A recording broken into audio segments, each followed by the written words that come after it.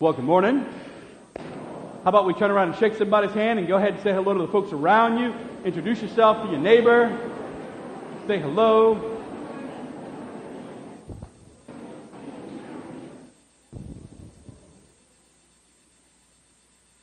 I want to say a word of welcome to all of us today, especially if today's your first day at Christ Redeemer. I want to say welcome. Good to have you. If you're joining us because you heard we've been in a teaching, it's really good to have you today. We are, and I want to maybe kind of put things into context for us today. Every preacher has a reason why he kind of proclaims the word or teaches the message that he does. Every homily is designed with a specific intention. Some homilies are designed to exhort us, to encourage us, maybe to propel us into action. Some homilies are really just teaching, kind of explaining the mysteries of the faith.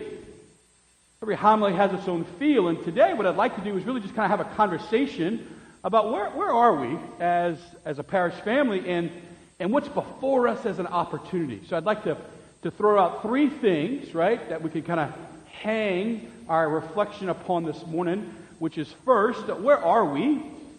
Second, what do you want? And number three, what do we need? Three great places for us to start a conversation today. Where are we? What is it that's on your heart? What do you want? And what do we need? This conversation started together actually in January, where I shared with you that Father Bryce and I, upon reflecting on just Christmas, just began to notice that a lot of us are hungry to take another step closer to the Lord. Wherever that means you start, that's kind of up to you, right? Some of us are in it. You're living the faith, you're living with the Lord, and He has ordered your life to Him, but yet we can never stay still. We always want to stay moving, and maybe there's a desire for you to take another step. Some of us are kind of warming up all over again, and you've reached a point in life where you just know you need God, don't know really how to get that or take the next step, but you know you want a little bit more. And if that's where we are, I think that would be confirmed in a couple things that I've noticed. We went through 300 books like that. It's not the number that intrigues me, it's what's inside the response. That's an indication that there's more stirring in us for more. Well over 300 people on the daily podcast list every day, getting a message, text message to your phone or email. 300 people kind of walking on a daily basis. Those are all indicators to me that we want a little bit more in our lives. So where we are actually brings us into what I think we want. And if I lift it up to you, if I reflected back to you that what I see, what I hear, what I sense in our lives is that a lot of us, regardless of where you are in life, would like to take one step closer to God. Now, I think that's where we are. Now, we've been there before, though. Now, we've never been here before, but a lot of us have been here before. Lots of us have reached points in our life where there's a window opening and you say, I want God.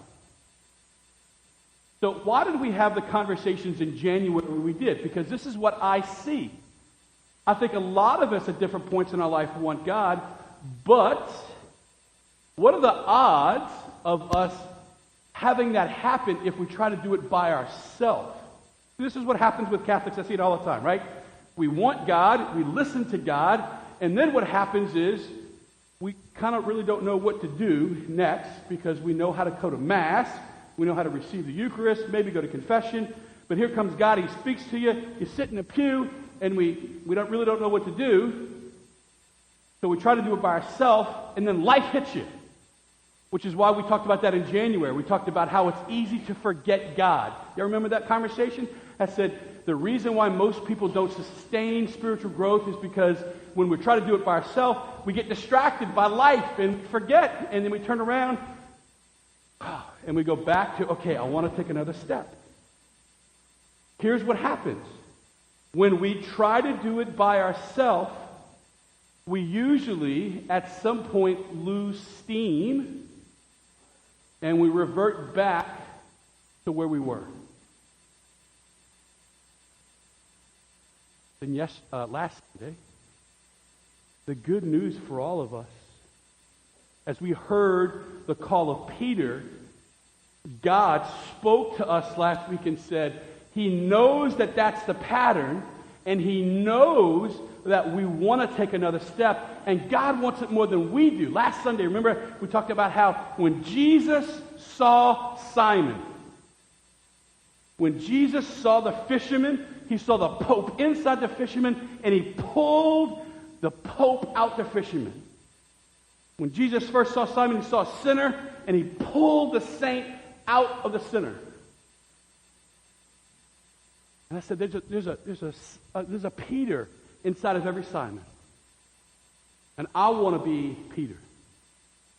I want to be the follower of Jesus Christ that God has called me to be. And I looked at you last Sunday, and I could see it in your eyes that a lot of us want that. But how? It's not about getting excited for God.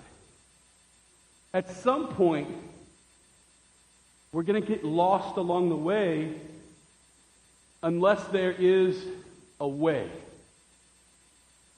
And what if God actually had a blueprint for your spiritual growth? What if God could lay out before you the way for you to grow in your relationship with Him?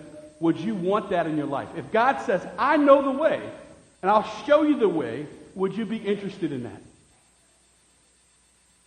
Because there's a word in the gospel today that we often overlook because we hear it so much, and it's not something that we Catholics talk about a lot. It's the word disciple. I was having a conversation with my dad about being a disciple. I was all fired up about being a disciple, and my dad looked at me with great love, and he's a holy man. My dad said, I don't want to be a disciple, I just want to be Catholic. Like, all right, we got a long way to go, all right? So I'm not going to presume that a lot of us know what that word means. We kind of hear it, but really, what does it mean? So let's learn it together. So everybody open up your bulletin with me right now. We're going to go to page 5 in the bulletin. Do a little teaching today. I just want to walk us through a couple things today. In the bulletin, go to the homily notes, page 5 in the bulletin. I want to show you what's possible for you if we follow Jesus. Number 2, top of page 5. Second bullet, this word disciple, right? The word disciple means student, one who learns. Second bullet, disciples are those who learn from a master. Stop right there, but look at me. Jesus was not the only one who had disciples. We know that Jesus was cousins with John the Baptist. John the Baptist had disciples. There were rabbis, there were teachers, and each of those teachers had their students, and the students were called disciples. There are people who follow Jesus, and those people, some of them just followed him. Not everybody who followed Jesus was a disciple. Some people just followed him, they liked the miracles, and they went back to their ordinary life. But some people said, hey, I'm in it, and I want a little bit more. And look at the second bullet there. It says, disciples are those who learn from the master. The master teaches them how to live. The master models for them how to live. And in turn, disciples want to live like the master. So if you were a disciple of a teacher, you listened to what the teacher said, you taught other people what he taught, and you began to look at how he lives, and you say, I want to model my life on the way that the master is living. That's what a disciple is. Look at the next part of that. It says, Luke describes disciples in the Bible as modeling essential characteristics for Christian discipleship. So if we want to know what it means to be a disciple of Jesus Christ, where can we look? We go to here, to the Bible, and we look at, well, how did the original disciples live their life? And we want to look to that as the model. Now look at the bold highlighted section. It says, what Luke emphasizes are new commitments, a new orientation, and a new lifestyle that is reflected in the lives by association with Jesus the Master. Let me say that again. Imagine, right now, just imagine, if God had a way in your life, you could have new commitments, a new orientation for life, and a new lifestyle that looked like Him. Now, let me ask you something right now, okay? Not a trick question, not looking for a particular answer, but would your life look better or worse if your commitments looked like Him? Would your life look better or worse if your commitments look like Him? If the orientation of your life, if the way that your life were moving looked more like Him, would your life look better or worse? If your lifestyle looked like Him, would you be a better husband, better father, better wife, better mother, better person if your lifestyle looked like Him? See, that's what a disciple is. A disciple is one who says, I want that. And when I look at us, I think a lot of us want that. So if you want to go there, I'm ready to go here with you. Now, where are we going? We want to follow a way. In the Bible, the first disciples were referred to as those who followed the way. Look at number 3 in the bulletin, the homily notes there. It says, believers in Jesus originally called themselves those of the way. We know that because Paul, who was originally Saul, that was his first name, he was persecuting Christians. Look at it says there in the Bible, Acts chapter 9, it says, Saul, now breathing murderous threats against the disciples of the Lord, went to the high priest and asked for him letters in the synagogues of Damascus, that if he should find men and women who belong to the way, he might bring them back to Jerusalem in chains. He has a way that He wants us to live. I'm talking in the practical details of life. I'm not just talking in the big things where I'm talking practically speaking. You see, in fact, it was the disciples and the way that they lived their life that when people saw them, they noticed how they were living and they said, there's something different about those people. Now imagine if we befriended the word disciple and we said, I want to be a disciple. I don't want to just be a follower. Remember, there were lots of people who followed Jesus, and at the end of the day, they went back and lived their life that way. And you can do that. Lots of people do that. Lots of people, they hear about Jesus, they appreciate Him. They maybe kind of parachute in for help every once in a while, and then they go back to living their ordinary life. And you can do that. And you can keep living hungry and tired and searching and or there were some people who said, okay, I don't know what life with you looks like, but I feel that life with you is better than what I was living. And some people said, I want to be your disciple. I want you to teach me, and I want to study how you live so I can live like that. And I place before you right now, as a parish family, an opportunity.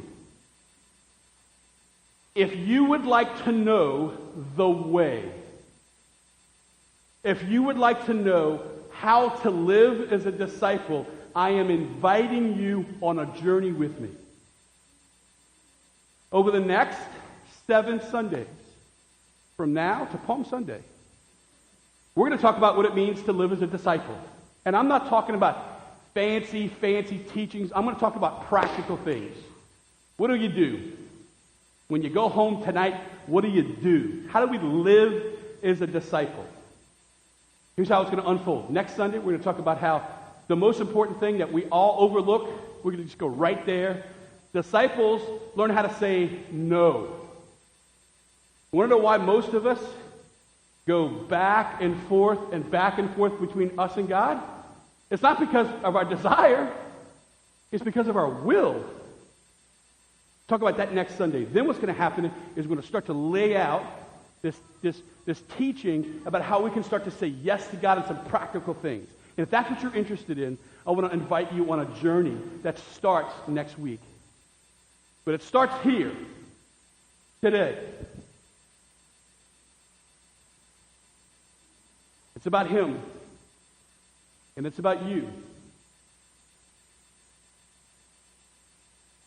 Do you really want to be the Peter that He can call out of your assignment? Do you want to be a disciple, or do you just want to be a Christian? Do you want to be all in? Or do you want to go back to the way it used to be? For the rest of Mass, let everything else go. Cast your heart right here and ask yourself, are you ready to begin the journey of being a disciple?